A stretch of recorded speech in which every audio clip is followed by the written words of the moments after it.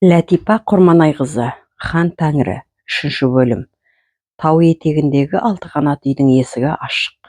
Қарсы беткейде ойдым-ойдым қарағайлардың арасынан бұталы, шыршалы, тобылғылы ашық алаңқай жап-жасыл болып құлпырып жатты. Құрман төрде, үйде біраз адам бар. Көрші жылқышы, інісі Ережеп. Құрманның бар назары сонау тау шатқалындағы жайылып жүрген көгала көп жылқыда. Ол жылқыларға сүйсіне қарайды. Жердегі текемет үстіне көрпе төселген. Жайылған кең дастарханда қоршай отырған кісілер. Ол не айтады дегенде қарап қояды. Есік жақта Әсия тегенедегі қымызды сапырып, тостаған толы сусынды ұсынады. Ерлерден төменірек жайғасқан әйелдер де бар. Олар қымыз, шай ішіп, құрт, ірімшік, бауырсақ жеп, жаңа сойылған бағланың жас қуырдағына ұмтылады. Бұл Әспеттің 1 класты жақсы бітіргенінің қуанышына арналған той еді. Әспет мектептен оралғанда әкесінің көзден қуаныш оты маздап, бар мейірімін бетіне жинап, алдынан шығады. Көзімнің нұры деп мұны құшақтайды. Келдің бе Әспетім, дейді әкесі. Оның маңдайынан құшырлана сүйеді. Батыр тұлғалы дәу көкесі оны жерден қаңбақша көтеріп алып, үйге енеді. Алғаш Тасты өзекте артель құрылғанда 500-ден астам жылқысын Құрманбай өзі басқарып айдап, жылқышысымен қоса малын артельге өткізген. Оның қайынатасы Метербай қажыны бірнеше рет абақтыға отырғызды. Ауқатты, ақылды адамның мың қойы, 900-ден аса жылқысы орталыққа өтті. Дүние мүлкін тәріптеді. Ол кісі болыс болғанымен ешкімге қиянат жасамаған. Зорлық-зомбылықтан аулақ, мейірімді, кедей-кепшікке, жетім-жесірге көп жақсылық жасаған. Құдайына мінәжат еткен, пендешіліктен аулақ таза адам еді. КПУ-дың бастығы Қарақалпақ Болғанбай шырақ алып түсті соңынан. Болысты Ақмолаға жер аудармақ болады. Өзін Қоғалы Жаркент абақтысына бірнеше рет қамайды. Шайтан сайға апарып атады дегенді естіген бір КПУ-дың маңында жұмыс істейтін суан жігіті астыртын жеткізеді. Қуғын сүргіннен мезі болған Метербай болыс қорлыққа шыдай алмайды. Амалсыздан Қытай асады. Метербай болыс Сәрменбетұлы Құрманбай Алпысбайлардың туған нағашысы. Нағашым біздің үйге алтын емел асып түнделетіп келді. Біз ол кісіге тартпағанбыз. Астында есік пен төрде ақ бозат, басында жаннат бөрік. Қызыл қоңыр барқытпен тысталған етек жеңіне құндыз ұстаған шапаны ат сауырын жабады. Қызыл шырайлы, дөңгелек жүзді, қыр мұрынды, көзінде батырлық пен қайсарлықтың оты ұшқындаған. Алпамсадай ірі тау мен даланың қыраны еді. Жалғыз ұлы бар, есімі Орынбай. Түрі ұқсайды. Әкесінде ірі емес. Болыстың тағы бір қызы бар, есімі Қалиман деп, нағашысын жиі еске алатын жиендері. Бүгінде Құрман болысты есіне алды. Нағашым ақылды екен ғой. Бұлай боларын кім білген? Соңғы рет көргенімде бізге Шымылдық жайлауына келген. Нағашымды соңғы рет көргенімді білмедім. Қуғын сүргін үдеп барады. Жер аударатын түрі бар. Шекара асалық, Құдайдың салғанын көреміз. Тағдырдан ешкім қашып құтылмайды деген. Ақмақпыз, ілеспедік. Ондай боларын кім білген, деді өкінген Құрман. Қоңыр өлең ақтау қойбын менің жаным мен қанымдай. Уақытша кету керек. Кеудемде жаным болса түбінде бір ораларымыз туған жерге. Тағдыр ғой, тағдыр. Қытайға қоныс аударардан 3 ай бұрын бұл сөзді нағашы атасынан естіген. Сол жылы күзде Құрман 1800 ғой, бірнеше үйір жылқысын Тасты өзектегі коммунаға айдап әкеп тапсырған. Сол кезде қазақта 9,5 миллион жылқы болған. Сәрменбеттің ұлы Құрман қайсар, ер мінезді, жомарт жігіт, өзі әдемі. Оттан судан қайтпайтын, дұшпанына қатал, досына қайырымды екенін әкесіне тартқанын білетіндер сүйсіне айтатын. Артелдің бар жылқысын Түлкілі тауына апарып жоймақ. Жылқы маңқа дертіне шалдықты деген жалған жаламен қыл құйрықтының бәрін қырмақ. Қазақ ат құлағында ойнайтын, ежелден жауынгер халық үкіметке қарсы көтеріліс шығарады деп жылқысын жойып жібермек. Олар жылқысымен қоса қазақты жер бетіне жоймақ. Құдай-ай, қамбар атадан айырылған жұрт қалай күнелтеді деген сұрағыма жауап таба алмады. Ол қабақ шытып, етсіз, қымызсыз ел аш отыра ма, деді ол, өзіне өзі сызданып. Бір жойыттың сандырғанан қалың қазақ қырыла ма? Ақылсыз бастық жұрттың соры. Өткен түні тас төсектің 400-ден аса жылқысын тауға айдап әкеткен. Ішінде қызы Әспеттің бәсіресі Сарытай да бар. Бұл Байторы ауылының көп жылқысын өткізді. Аюлының тауын көрсетпей жусап жататын. Сәрменбет әулетінің көп жылқысын өз қолымен өткізген коммунаға сондағысы осы ма? Ол қолын бір сілтеді. Құрсын құрып кетсін. Мұндай артелі. Мұны білгенде нағашымен бірге кетер едім деп өкінді Құрман. Ауылда бірлі жары атыс мініс аттар ғана қалды. Сарытайған атуға кеткенін естігенде 7 жасар баланың тайына жаны ашып, ботадай боздап шырқыраған көрген әкеге ызаға болып безере түсті. Ол Сарытайын көз алдына елестетіп көпке дейін уайымдаған. Әкесін ол ата дейтін. Сол жылы күзде Әспет 1-ші классқа барды. Мектепке барады деген аты болмаса оқып жүргені шамалы. Атасы көшенің аяғындағы мектепке Сарытайға мінгізіп жетектеп апарады. Атасына қасымда отыр дейді. Әкесі Әспеттің жанына жайғасса, ол да бірдеңені жазған болады. Атасы қозғалса, етегінен ұстап бірге кетеді. Әспет көкесінің тұңғышы. Атасы оны еркелетіп жақсы көретін. Өзінен кейінгі тете інісі Қызылшадан қайтыс боп, анасы еңіреп отырғанда ол жұбайына былай деген: жылама бәйбіше, қара балам аман болсын деп жұбатқан. Сарытайды көп жылқымен бірге тауға айдап кетті. Тауға деген сөзді естігенде тайын аяған Әспеттің көзінен жас мөлтілдеген. Ол тауға қарап тұрып күрсінетін. Артелдің көп жылқысын атуға айдағанда Құрман көп қарсыласты. Жылқыны атқанша мен ат деп өріске бармай қалған. Ой, Сарытайым-ай, сені қалай көзі қиды. Әспет оның мойнынан сипалап, қамбар ата деп жылы-жылы сөз айтатын. Атасы қиқу салып жылқыны ауылға қарай қайырады. Атасы айдағанда құр айт деген жылқы қайырған даусы тауды жаңғыртады. Сол жаңғырықтан Әспет оянады. Ол жалаң аяқ есік алдына шығады. Беткейдегі жылқылар ылдиға қарай жосиды. Құлындары қиғаштай шауып, ойнақ салып шапқылап келеді. Сол кезде бір отар қой қарсы беткейде шашырай жайылып барады. Құлынды желеге байлаған соң атасы үйге кірді. Саба пісіп тұрған анасын Әсия дейтін. Әсия деді, қымыз құйып берші. Ол үлкен шешесінің бауырында өскендіктен солай атайды. Анасы дәу сырлы тегешке қымыз құйып сапыра бастады. Әкесі жастықты шынашақтап төрде төселген көрпеде қырынан жатады. Осы шақта киіз үйдің есігін ашып Әспет кірді. Оны көрген әкесі: әу, мынау бала қайдан шықты деді мәз болып еркелетіп. Бұл неге ерте оянған? Анасы салулы төсекке көз қиығын тастап: мен мұны ұйықтап жатыр десем, көрпені жастыққа жауып, ербиіп далаға шығып кетті ғой деп күледі. Әу, бүгін ел түндігін ашпай ерте ояныпсың ғой. Әжесі ерте тұрғанға бүгін нәсіп шашады дейді. Тау елінің балалары осындай. Сары құлынымды құлағының түбінен сипадым. Таңертеме таудан түскен құлындарды қарсы алудан рахат бар ма? Айналдым сол, менің балам малсақ деп әкесі елжірей сөйледі. Құлынымды желден ақтып жібердім деп көзі жайнап масаттанып қойды ол. Неге деп қалды анасы. Бәсе, неғып тымпиып қалды десем, шоштаңдап бірдеңені білдірмесе көңілі көншімейді. Қарабаланікі дұрыс деп атасы мақұлдауы ма екен? Ата деген. Әспет орнынан лып етіп тұрып көкесін құшақтай алды. Шидесінің омырауына бетін басқан перзенті әкесін иіскейді әкеп. Әспетке бала жете ме деп еркелетіп қояды атасы. Менің түтінімді түзу шығаратын осы. Атасының көзі. Қара балам аман болсын. Көкесі қызын маңдайына иіскеді. Балаңызды сағынып қалғансыз ғой дейді. Жұбайы қара көзі күлімдеп, тостаған толы қымызды еріне ұсына беріп. Сағынбағанда мұны берген Аллаға шүкір.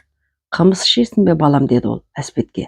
Сарғыш майы бетінде түйіршектенген қош иісті қымызды аузына тосады. Бүлдіршін бұрттап басын шайқады. Өзіңіз ішіңіз, жарайды онда. Атасы 2-3 тостаған қымызды тастап жіберіп, асығыс сыртқа шығып кетеді. Шелегін қолына қарына ілген Әсия бие сауға желге қарай бет алады. Киіз үйдің есігі түрулі. Атасының орнында жатқан Әспет есіктен сыртқа көз салады. Келе жылы жайлауға шыққанда ата Сарытайыма мінгіші деп қыңқылдай берген соң, бір күні әкесі тайды үйретті. Атасы Сарытайдың сауырын одан мойнын сипап жақындай берді. Тайдың ерні жыбырлағанда құлағының түбін сипалады. Тай қозғалмай тұрды. Тәк, жануар Сарытай деп басынан сипалап тұрып, Жүгенді әкел деді жұбайына. Ол жүгенді ұстата салды. Тәк Сарытайым деген көкесі оған жүгенді кигізіп үлгерді. Сонсоң көз ілеспейтін жылдамдықпен үстіңгі ернін ұстап, темір ауыздықты салғанда тай осқырынып жұлқынып еді, одан ештеңе шықпады. Сарытайдың арқасына тоқымды салып, жылқышы ауыздықты тарта бергенде тай зыта жөнелді. Атқа ноқтай зымырап барады. Шоқтығындағы адамды лақтырып тастағысы келіп, ақиланып алдыңғы екі аяғын көтеріп, көкке шапшыды. Қайта шаба жөнелді. Мөңкіп те көрді. Бар даусымен кісінеп тауды жаңғыртты. Үстіндегіні тастамақ болып атырылып еді, одан нәтиже шықпады. Тағы шаба жөнелді. Содан кейін жер тартып ойқастады. Жылқышы ат тізгінін қоя берді. Зытып барады. Жасыл шалғымен құйрық жалы сүзіліп зымырап барады. Тұяғынан жуса мен изен шашырап ұшып жатты. Жылқышының жейдесін жел кеулеп зулап ұзап барады. Ұзақ шабыстан кейін Сарытайдың үстін ақ көбік басты. Көзі бұлдырап, таулар шайқалғандай көрінді. Басы ауыра бастады. Сарытай шаршады. Енді ол шабысты қойып аяңдай басады. Тілі ауызға сыймай шөлдеді. Таудың мұздай суын сіміргісі келді. Бірақ оны өзенге жібермеді. Оны мамағашқа байлап қаңтарып қойды. Тай аз қимылдаса езуін ауыздық ауыртады. Үстіндегі ерді де алмады. Тартпа ішін сыздата түсті. Өзенді кешіп, ортасына дейін барып, тұнығынан сіміретін мұздай судың бір тамшысына зар. Күрекен кеңсеге кіргенде төрде бастық қасында қара ешекке отырды. Кеңсенің іші көк түтін. Табалдырықтан аттаған құрман «Ассалаумағалейкум» деп сәлем берді. «Алейкумәссалам, төрлетіңіз» деді бастық. «Мал бас аман ба Құреке? Жеңгей қалай? Қара балаң өсіп келе ме?» дейді. Әспеттің де есімін біліп алған. «Құдайға шүкір, аманшылық. Сізді бір үлкен шаруамен шақырдық Құреке. Сізге алғыстан басқа айтар жоқ. Арт елдің жұмысын атандай көтеріп келесіз» деді бастық оған күлімсіреп қарап қойды. «Қартауға қалың жауыпты. Таудың жайын білесіз» деді сөзін нықтап. «Бірнеше құлынды қасқыр тартып кетіпті». «Иә, Құрекең, тау перзенті ғой. Таулы жердің ауа райын жақсы біледі. Кеше мал отарына салт атпен барып қайтқан едім. Жылқы малы азығын тауып жейді. Қой отарының жайы қиын екен. Түлкілі шатқалындағы қардың қалыңдығы аттың бауырына жетеді. Қой қолға қарып қалыпты» деді. Жыпылдатып тез сөйлеген қара ешеке. Атаңның аузы, ферма бастығы, ала жаздай мал қамын ойламапты. Енді қарды бұзып жол салып, пішенді ойдан тасу керек. Ферма бастығы атаңның көрі. Жаз бойы жорға мініп, сайрандаумен өткізген. Соғымына бір биені сойып алып, шөпті тауға жеткіз алмаймын. Қойыңды өткізіп ал дейді. Ел жұрттың арқасында қарға араласса да астықты жиып алдық. Малдың жайы қиын болып тұр. Ешекенің айтқанына қалай қарайсың Құреке деген бастықтың дауысы шықты. Бұл күнде малдың жайы қыл үстінде. Тауда пішен жоқ па деп сұрады құрман. Пішен шабылған, жиусыз қалды ғой. Әлгі сыпылтақ мая салдық деген еді, бәрі жалған болды. Сонда қойлы ауылдың маңында шөп жоқ па деп қайта сұрады Құреке. Үстіне су құйып жіберсең жұқпайтын жылпос немен найсап. Мал азығы жеткілікті деп иландырды бізді. Бұларды жын соққан ба? Малдың жайын ала жаздай ойламай. Қыз көзі қырауда, малды қыстан аман алып шықса жақсы. Қырып алса бүкіл бір ауылды сорлатады. Жем шөпсіз қыруар малды қалай алып шығады? Жарайды, жылқы ашықпайды, қарны ашса, қарды тұяғымен теуіп ашады, тамағын табады. Қамбар ата жарықтық, есті сезімдал қайратты мал. Жылқыны қайда жаюды біледі. Қойды қалай құтқарады? Қалың қарда төсі қарды сызып маңырап тұрып қалады. Оған өзінен басқаның бәрі жау. Қыста түлкіліге қар қалың түседі. Кей жылдары қардың қалыңдығы қойдың бойынан асып кетеді. Қой ашықса, қоға қораны да үйдің киізінде жұлып жеуден тайынбайды. Өгіз жеккен шанамен тасыған шөп жұмырына жүк болмайды. 14 отар ғой. Осыны ойлағанда Құрекенің жүрегі ауырды. Құреке деді бастық, малмен көз ашқан адамсыз. Қиын кезде сізге ферманың жұмысын жүктейік деп шештік. Ол Құрекеңе мол бұрылды. Қайда жіберсек те жұмыстың ауырлығына қарамай алып шықтыңыз. Ол бұрынғысынан әріден қозғады. Астық бастыруды да жақсы аяқтадыңыз. Мал шаруашылығын енді сіз басқарасыз. Сіздің неге ойланып қалғаныңызды білемін. Бастықтың бетегеден биік жусаннан аласы бейшара болып қалған ол бірінші рет көрді. Биенің еті тәтті емес, құлын етін жеймін деп ылғи құлынтай сойғызады деп естіген. Жылқы басының толмағанын жасырғысы келді деп ойлады. Бастық біраз күмілжіп барып былай деді: Құреке, ферма бастығы болып бара қалсаңыз, ауырып өлген малдарға малшылармен бірігіп акт жасар ма едіңіз? Білмеймін, деді жұлып алғандай. Жылқыларды маңқа індетімен ауырады деп көзін жоймақ. Ол қазаққа төнген апат. Жылқысыз қазақ күн көре алмайды. Құрекең жылқыға ауыз салған естіп шошып кетті. Сонымен келістік пе, Құреке, деді. Малды қыстан аман алып шығуға көмектесеміз, деді ол, үстінен бір ауыр жүк түскендей. Құрман іштей ойға шомып аз кем отырды да бастыққа қарады. Аққар көк мұзда малды жем шөпсіз қыстан құтқару оңай шаруа емес. О, қолда таяқ пен құрықтан өзге түк жоқ. Ойдағы 5-6 мая шөп қой мен сиырдың жұмырына жұқ болмайды. Ол орнынан тұрып кетпек еді. Әу, Құреке, сәл бөгеліңіз. Құреке, сізге не болған деген екеуінің дауысы қосарлана естілді. Екеуі неге майменкөлейді? Аялдаңызшы, бері келіңіз, деді қара ешеке. Ол қайта жайғасты. Аздан соң есік ашылды да тапалтақ жас жігіт ентігіп кіріп келді. Бас киімін шешіп, жұмарлақтап ұстап тұрды. Сарғыш шашы ұйпалақталған. Отырыңыз, деді бастық. Үстелдегі қарындашты алып қайта қойды. Не жайма? Өткен түнде қораға қасқыр түсті. Қой аман ба, деді абыржыған бастық. Қайдан аман болсын? Жегенін жеп, жемегенін кеңірдектеп қырып кеткен. 60 қойды өлтірген. Түбің түскір, деді қара ешеке. Қанша қойды өлтірген? 60-тан асады. Жетіскен екенбіз. Бастық орнынан атып тұрды да бар даусымен айқайлап жіберді. Мен оған көрсетемін. Күпуден болған байдың кісі шақыртамын. Қасқыр қырған малды сені мен қойшының мойнына жаздыртамын, деді шатынай жалт қарап. Мен ойнап жүрген жоқпын. Шөп тасуға шаназ деп ауылға кеткенмін. Жалғыз не бітірмекпін, деді ол да айылын жияр емес. Бүгін қай күн, деді бастық. Қара ешекеге бұрылып. Бейсенбі. Онда ертең келіңіз, Құреке, ойланып қашан баратыныңызды айтарсыз. Құрекеңнен жауап болған жоқ. Әттеген-ай, қыз қамын уақытында ойламаған. Обал, малға обал, шиқылдаған сарауыз балапан мал жайын қайдан білсін. Жайылымды бөліп пайдаланып та білмейді. Жұмыс ауыр, аз, әлек емес. Жас неме, қарды күреп шөп ашып беруден хабарсыз. Қалың қарды күресе, тепсендегі шудадай ұйысқан бетегеге шығады. Аузы бір тисе мал өлмейді деп ойлады Құрман. Өз түйгенін айтпақ еді, сұмырай сары сапалақ, жерді құртқан жалмауыз деген бастықтың өктеміне оның ойын бөліп жіберді. Сен менің сенімді ақтамадың, тақыр мұзға отырғыздың. Партия маңдайымыздан сипамайды. Сотталсам, жастығымды ала кетемін. Сені үйтіп талтақтатып, алшақтатып қоймаймын. Құрекең кеңседен шығып кетті. Түні бойы көз ілмей аунап шықты.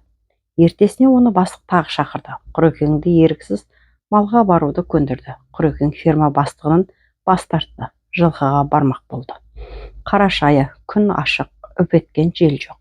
Түнде жауған ұлпа қар еріп жатыр. Айналадағы ақ қар күнге шағылысып, көзді ұялтады. Үйде анасы мен Әспеттен өзге адам жоқ. Құрекең ұста дүкеніне кеткен.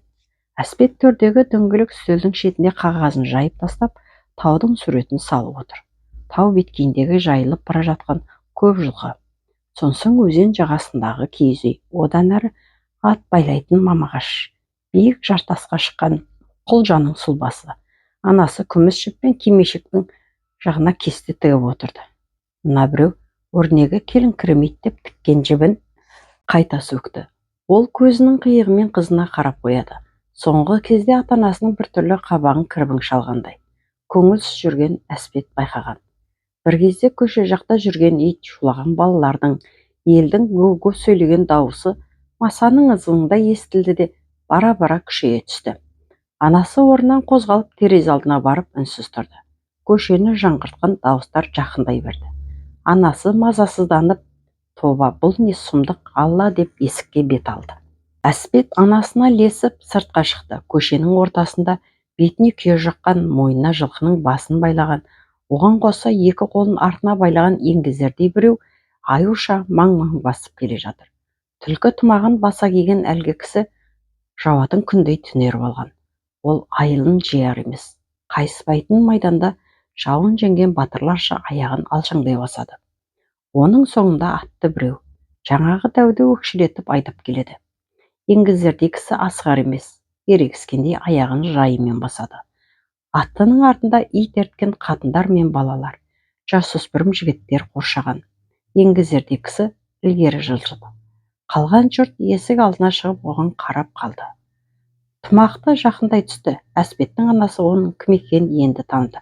Құдай-ау, мынау кішкенем бе деп жылан шаққандай ашып түсті.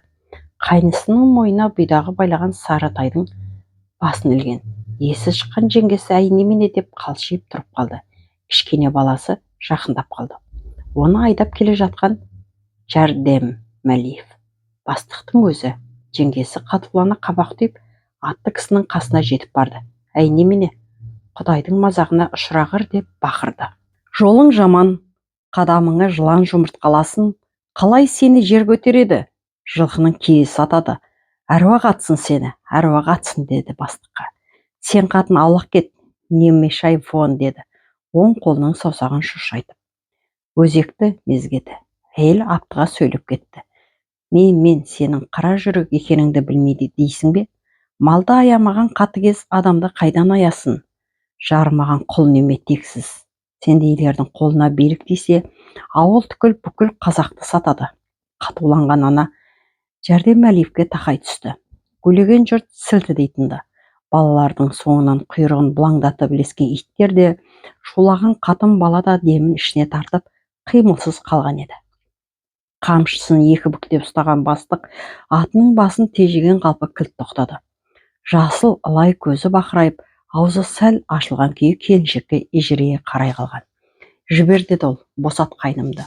Ол сенің қораңа түскен жоқ, малды жайратып салдың, енді адам қанын ішпексің бе? Сен атақ, мансап үшін талайды құрбан етерсің әлі. Кісіні өлтіріп, өлікті аттап барып мақсатыңа жетерсің деді ашынған Әсия. Ережеп, зиянкес жау деді ол, қазынаның жылқысын басын ұрлаған. Ол өзіміздің аузын үріп, аяғын тұсаған малымыз ғой. Ережептің бетіне күйе жағып тастаған. Екі қолын артына қайырып байлаған. Ақылынан айырылып меңіреу болған адамдай есеңгіреп тұрды. Апарсын абақтысына қамасын. Үйтіп ар ождаңды таптағанша атып тастағаны жөн еді деп тіл қатты Ережеп. Бәсең дауыспен үні қырылдай естілді. Ашу ызадан булыққан жеңгесі қанын ішіне тартып, бастықты үзеңгісінен тас қып ұстап, аттан аудара жаздады. Адам өмірін ойыншық етпе, жібер қайнымды деген жеңгесі бастықты ат үстінен тартып құлата жаздады. Әй, мынау қайтеді деген еді ол қызарақтап. Жеңгесі оның сөзін бөлді. Бұрынғының ерлері елі жері үшін жанын қиятын, ендігінің езі ар намысын сатудан қымсынбайды деп қайнысының қолын шешпек болды. Жүр кетті кенжем. Тоқтат деді ол әйелге қарап. Отырғызамын. Не үшін? Билік қолға тиді деп біреуді мұқатудың неше қилы айласын іздейді. Біреудің қанын ағызып азаптаса, одан рахат табады деп ойлады әйел. Қылмыс жасады. Атқан аттың басына келді. Түсінікті ме?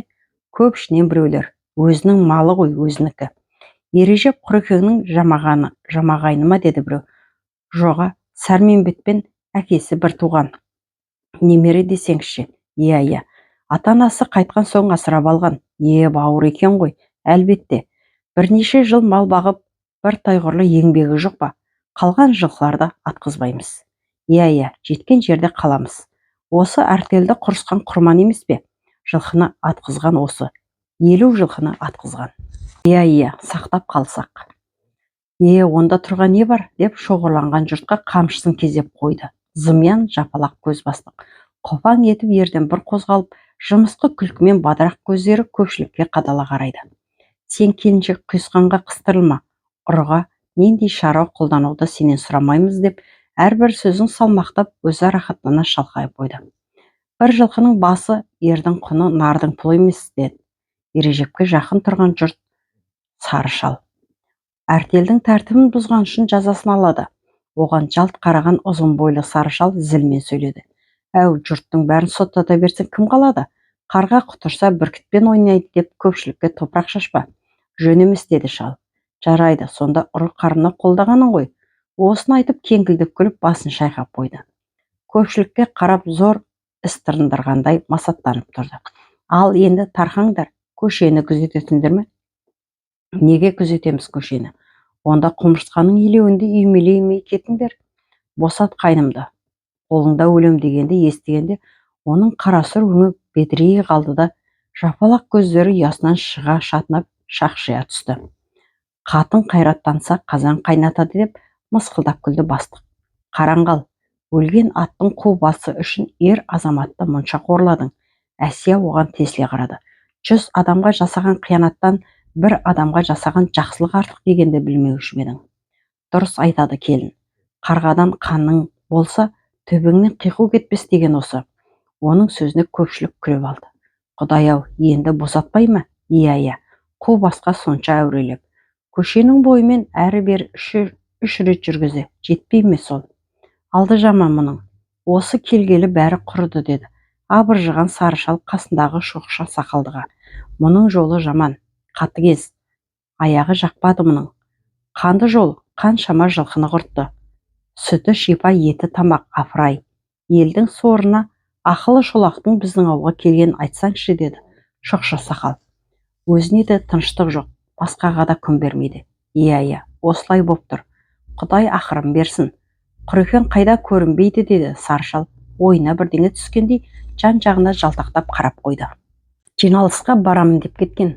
Оның болмағаны жақсы болды деді жез мұрт шал. Мінезді дойыр. Мына бастық сымақты иттей қыңсылатар еді. Иманым кепіл, қан төгілетін еді.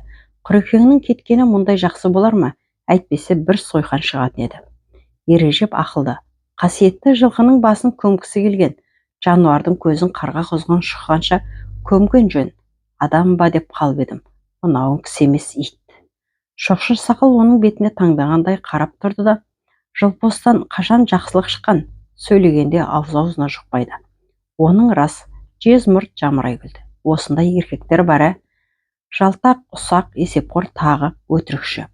Бүкіл жамандықты Құдайдың үйіп төгіп бергенін қарашы. Шал оның сөзін күліп жіберді.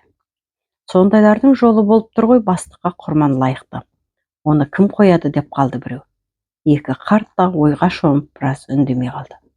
Ел алдында жігіттің абыройын төгу жазықсыз ұрлықшы деп күнә тағуға болады екен.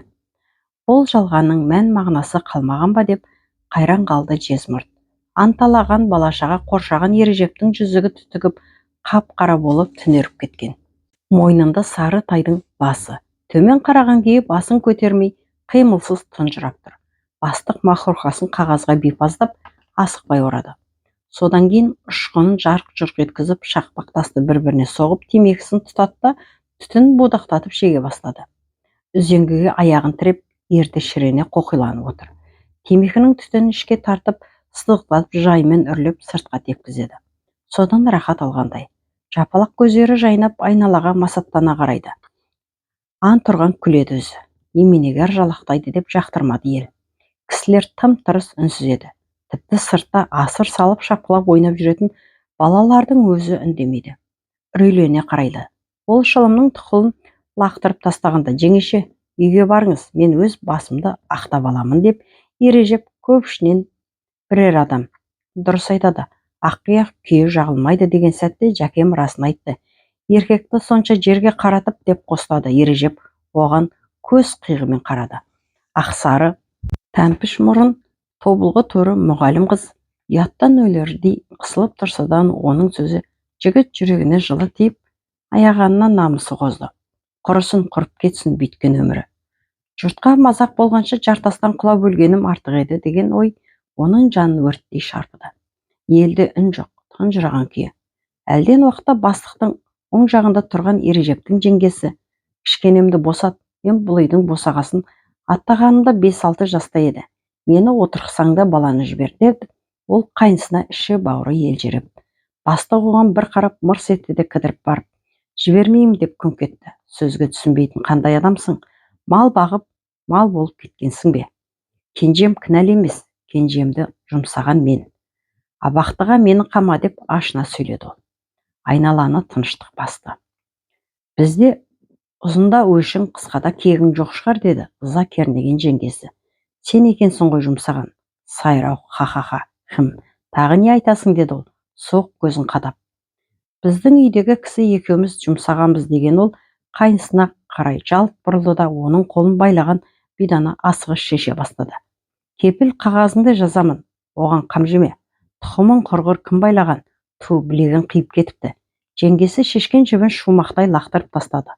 Бастық ыңғайсызданып қалды да атын тебініп жүріп кетті. Жүр кенжем, деген ол Ережептің бетіндегі күйені алақанымен сүрте берді.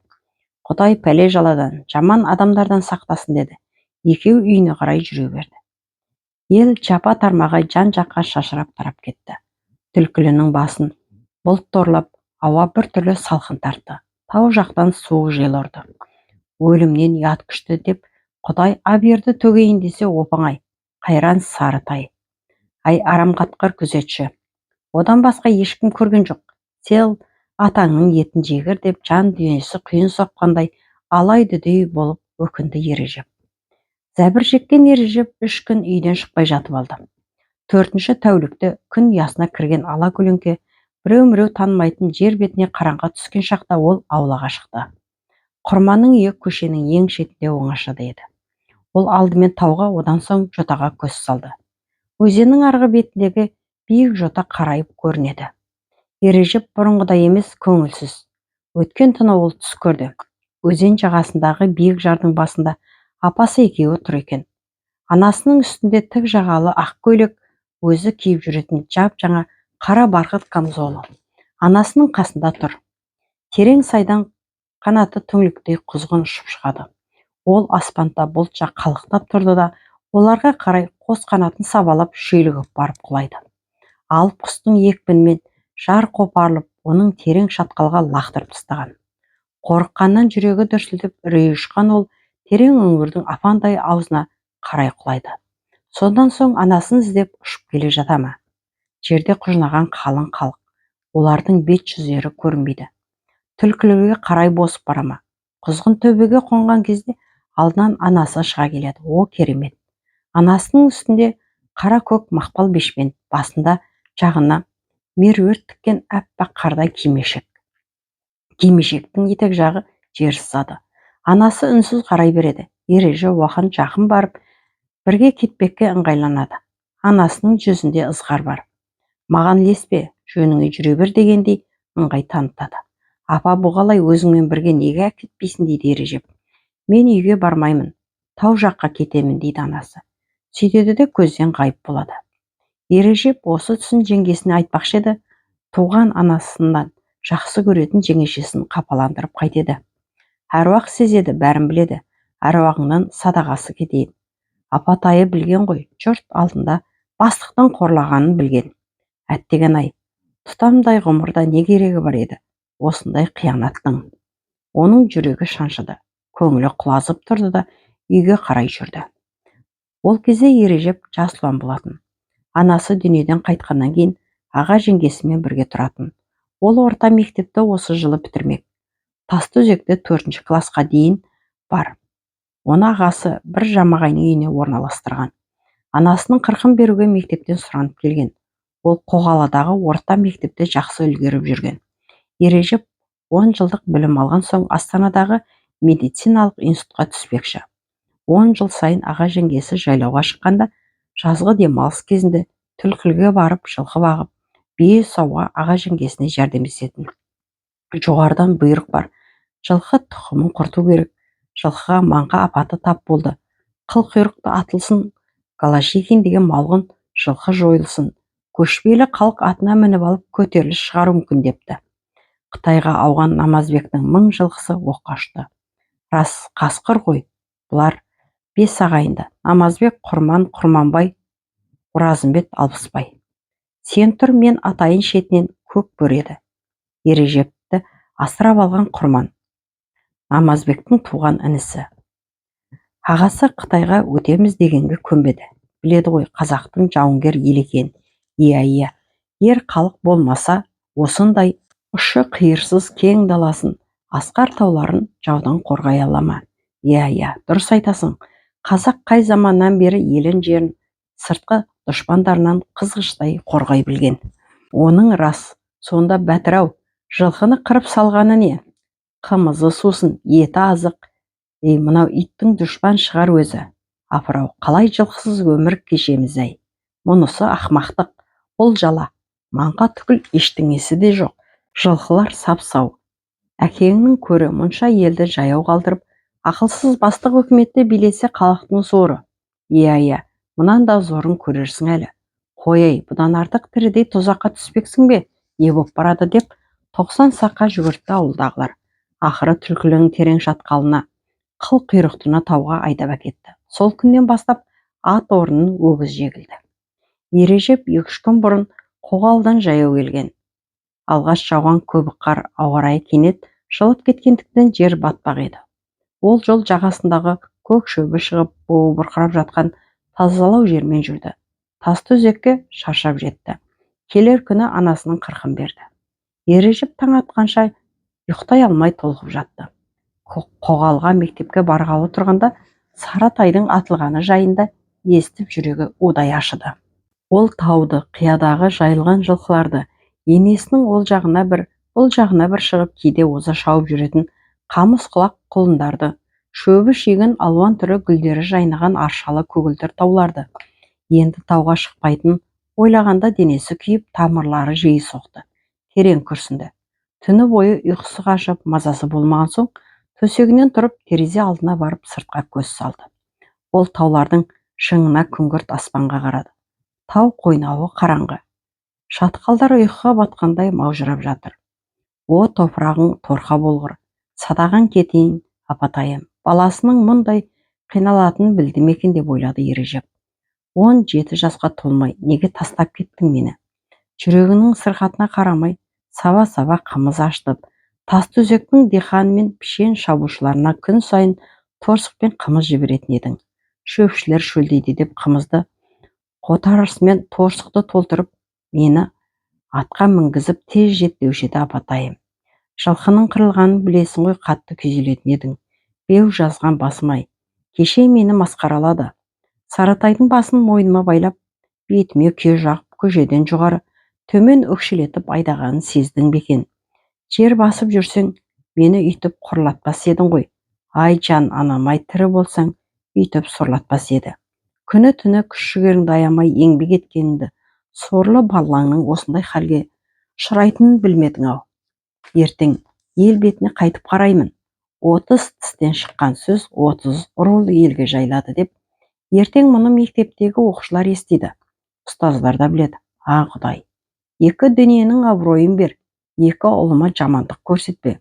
Өмірін ұзақ ете көр деп тілейтін едің. Енді міне, бастық мені қарап етті. Ол өзінің қастандығымен аямады, арыма мәңгі дақ салды. Кешір жананам. Менің ар ожданымды сақтап, мен байғұсты түсінетін жалғыз ғана өзің едің. Әлемде бір ғана жақыным өзің едің. Осыны ойлағанда оның денесі бір ысып, бір суыды. Жүрегі жиі соқты. Көңілі құлазып, көзіне жас үйірілді. Ол аунап түсіп шалқасынан жатты. Жаным арымның садағасы дейтін апасы. Ұят болды. Жұрттан ыңғайсыз деді. Содан соң денесі бір түрі қалтырап, сұлық жатты. Шекесі зырқылдап қатты ауырды. Ережеп Жәрдемәлиевтің қорлығына шыдай алмады. Өлмек болып алмас жеді. Аға жеңгес оған сүт ішкізіп, удың бетін әрең қайтарады. Құрбылары, көршілер кіріп шығып, пұшайман болып көңілін аулайды. 1-2 жұмадан кейін дертінен айығады. Бір түнде ес-түссіз кетеді. Жеңгесі Әсия қайнысына жаны ашып, ұйықтай алмады. Көзін ашып терезеге қараған еді, қаракөк аспан бұлтсыз, 7 қарақшы жұлдызы көрінді. Оның ойы ойға ұласты. Жаз айында ауылдағы үйлердің есігі ашық жатады. Шілде айында күн ыссы, есік терезе жабылмайды. Бұрын Тастыөзектегілер есікке кілт салуды білмеген. Тау етегі болғандықтан қар 2-3 рет жауғанша бұл өңірдің көк майсасы қар қылт етіп ерсе, жап-жасыл боп солмай жатады. Жазда есікті ашып тастап шай ішіп отырып сыртқа қараса, Тастыөзектің биік жотасына дейінгі жазық жасыл торғынға бөленіп көсіліп жатады. Көк балауса есік алдынан басталады. Ауылдың күн шығысында Тастыөзек өзені де, батысында 3 бұлақ, Ауыл екі өзеннің ортасындағы тау етегінде. Жері саздауыт, ауасы таза. Бейне жайлау дерсің. Ауылдың басындағы өзеннің жағасында айнадай жарқыраған қайнар көп. Түбінен ақ құмы бүлкіліп қайнап жатады. Әсия таң алдындағы салқын ауадан тоңа бастады. Енді оның ұйқысы мүлдем ашылды. Киініп тұрмақ еді тым ерте. Үйдегілер де, ауыл да тәтті ұйқы құшағында. Әсияның көз алдына түлкілінің шатқалындағы үйір-үйір жылқы елес берді. Саңғар таудың бел ортасында жалғыз аяқ соқпақ, сол жағы құз жартас, оң жағы терең сай. Тайып кетсе шыңыраудың табанынан бірақ шығады. Соқпақтың тарлығы сонша, адам да мал да кері бұрыла алмайды. Оны бұрын жергілікті халық бетпақ дейтін. Оған бір түссе адам да мал да айнала алмайтын тар сүрлең. Қыс айында оған жан баспайды. Ұшқан құс өтпесе адам өтпейді. Жазда түлкілінің елі жайлауға шыққанда сол тар жолмен өтеді. Енді оның көз алдында бетпақ соқпақпен тізіліп өтіп бара жатқан көк ала көп жылқыны қияқ шапарып ататын елестеткенде өз ойынан өзі шошыды. Жабырқаған жүзінен уайым табу көрінді. Тынысы тарылып, тым жетпегендей. Құдайым-ау, бұл не сұмдық. Көмейіне тірілген жасын жұтты. Денесі қалтырап басылды. Енді жә, қайдағының еске түсетіне осы деп Әсия өз-өзін тоқтатты. Әсия жылқы жайындағы тұманнан арыла алмай жатты. Қиядағы жалғыз аяқ соқпақтан өткізіп бара жатып, тізбектелген жылқыларды атқандағы кісінеген толпарлардың дауысы тауды жаңғыртқан. Ол жастықтан басын көтеріп аз отырды да қайта барып тауға қарады. Таң бозындағы қоңырқай тау өркеш-өркеш боп ұйқы құшағында балбырап жатқандай. Ол енді тізесіне жеткен қолаң шашын тарқатып тарай бастады. Есік ашық, жанарын асқар таудан ала алмай қарап қалған. Ол енді аяғын ұшымен басып, екінші бөлмеге ендіді камзолын киді. Сонан соң есік жақтағы шелекті алып білегіне ілді де сыртқа шықты. Таудан ескен салқын самал білегі мен мойын торқадай жұмсақ дейді. Шелегін қолының қарына ілген келіншек адымдай басып фермаға қарай жылжи берді. Әсия келін боп түскелі енесінің алдынан қия өтпеді. Тату-тәтті өмір кешті. Енесі де оны қызындай жақсы көрді. 7 жылдан соң енесі сырқаттана бастады. Келіні енесін алақанына салып күтті.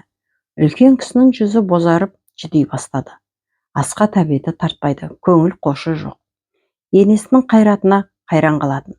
Уақыт, өмір, 5 перзенті, Ережеппен Алтау жарынан жастайынан айырылғаны, самайдағы ақ шашы оның қайсарлығын өзгертпегеніне сүйсінеді.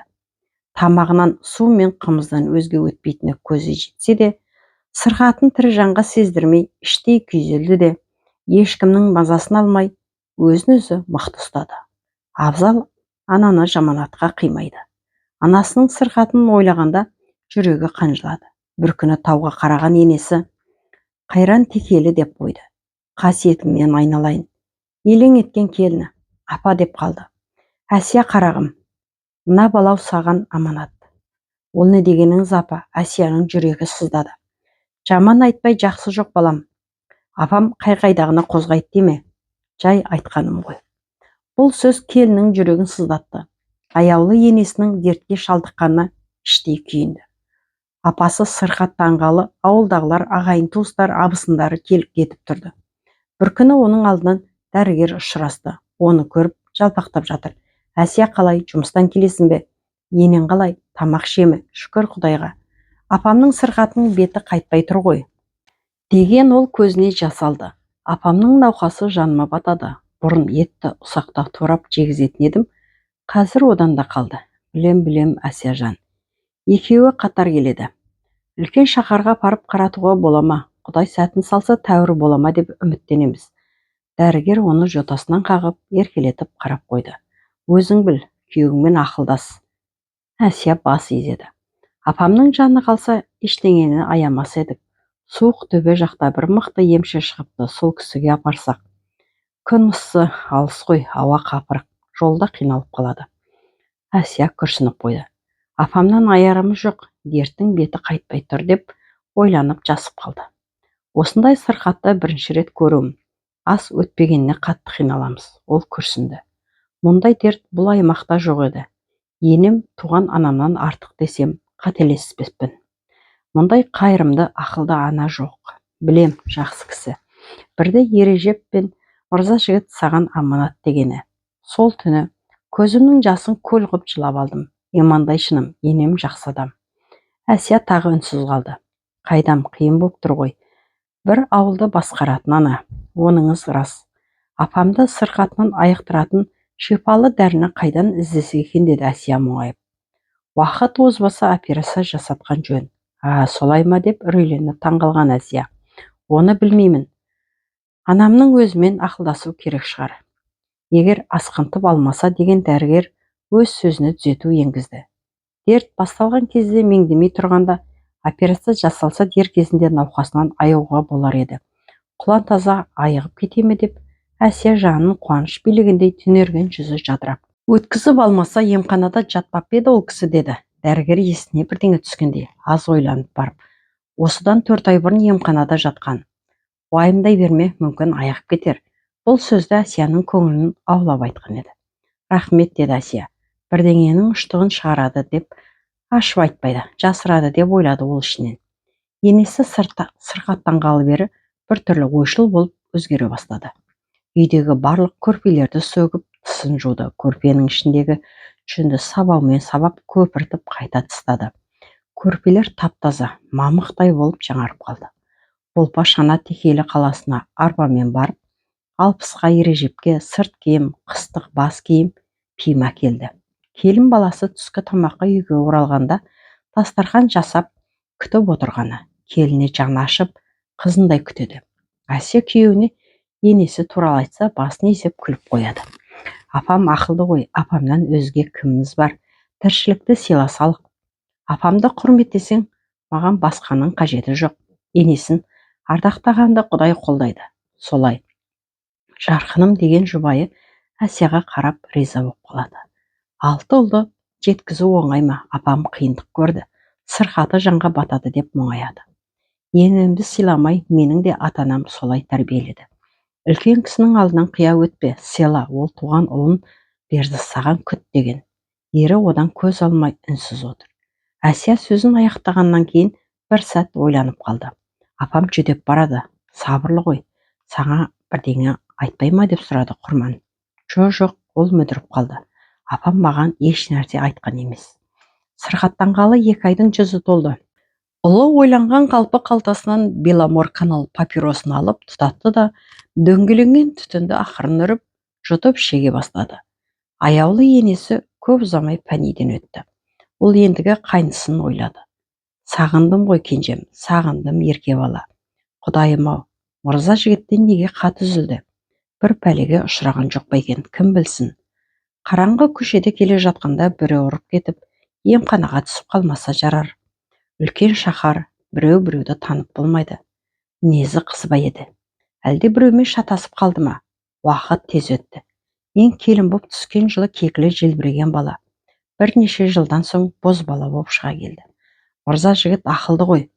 Бұл жақта жазықсыз адамдарды ұстап әкетіп жатыр. Ой, қу дүние-ай. Қазақтар онсыз да аштан қырылып жатыр. Қайнысы бауырмал еді. Елдегі апатты білген шығар. Көкесінің ұсталғанын, сорлы жеңгесінің басқа жаққа қаңғырып кеткенін, халықтың құмырсқаша қырғынға ұшырағанын білсе, миына зақым түсуі мүмкін. Күтпегенде кемтар болып қалудан Алла сақтасын. Үйдегі кісіні абақтыға жапқанда жынданып кете жаздадым. Сондағы жан азабын тілмен жеткізу қиын. Түбінде інісі білмей қоймас, мінезі қиын еді. Ашуланса ертең не боларын ойламайды. Қалай жазады жан азабын? Аштыққа шыдамай, босғандарға еріп, қоғалы жаққа кеткен қалай естіртеді? Күзге қарай Текеліге оралады. Сонда бірақ айтады. Бастан кешкен қиыншылықты жазады. Қанша төзгемен қалжырап бітті. Аш өзектері талған әлсіз адамдар. Өр қайыңда асуына шыға алмай жолда қалды. Апырау, жұрттың мұнша қырылатын не жазығы бар? Біреу қазақтың байлығын алып, елін жой деп бұйрық берген бе? Жоғарыдан. Солай шығар. Жоқ, олай емес, әйтпесе қалай? Бар малын тартып алып, жылқыларын атып тастап, кем байлықтарын әкетіп жатыр. Ол аздай халықты аштан өлтіреді. Мұндай өкіметтің керегіне? Алдымен жылқысын құртып, енді елге ауыз салды. Сонда келешек ұрпақ жоймақ па? Бұлай ете берсе, әрине жойылады. Жоқ, қазақ өлмейді. Малын да, алтын күмісін де, бар байлығын ала берсін. Тек елге тимесін. Қазақ ертеден өмір кешіп келе жатқан көне халық. Осы аймақта 5 ғасырда Үйсін Қаңлы тайпасы өмір кешкен. Өз тарихы бар халықтың 20 ғасырда жер бетінен жойылып кетуі адамзат алдында кешірілмейді. Қалай жойылмайды? Жұрт шыбынша қырылып жатса, үкімет неге білмейді? Әлде басшылардың ішінде жау бар ма? Біреудің тапсырмасын орындалып жатқан қанқұйлы нәубет пе? Әр жанның түйсігі, түсінігі бар. Неге мұндай? Көз көріп, құлақ естімеген қырғынға ұшырады. Қаншама жыл өтсе де ел жүрегіне түскен қасірет ұмытылмайды. Сталин біле ме екен? Әсия қан ішіне тартып, беті сұп-сұр болып кетті. Мырза жігітке не болды екен? Ауылдан хат алды ғой, неге хабар үзілді? Құдайым-ау, әлде бірдеңеге ұшырап қалды ма? Бұл жалғанда тәнге түскен дерттің шипасын табуға мүмкіндік бар. Жан жарасынан жазылу қиын. Иә, жан жарасынан айығу қолдан келмесе бітті дей бер. Үміт шіркін, өмір біткенге үзілмейді-ау. Үміт пен мақсат үзілсе, бәрінің күлі көкке ұшқаны. Жоқ, ол мүмкін емес. Қалай да жол табу керек, қайран дүние-ай. Әбден қажыдым-ау, Құдайым-ау. Балапан басымен тұрымтай тұсымен деп, біздің үйдегі кісінің інісі қайда екен? Ережеп қайным. Олар да босып кетті ғой. Қайран ел тоз-тозы шықты. Үкіметтің жеткізген ұшпағы осы ма? Неге осылай? Қой аузынан шөп алмайтын момын елдің қанын ағызып өлтіріп жатыр.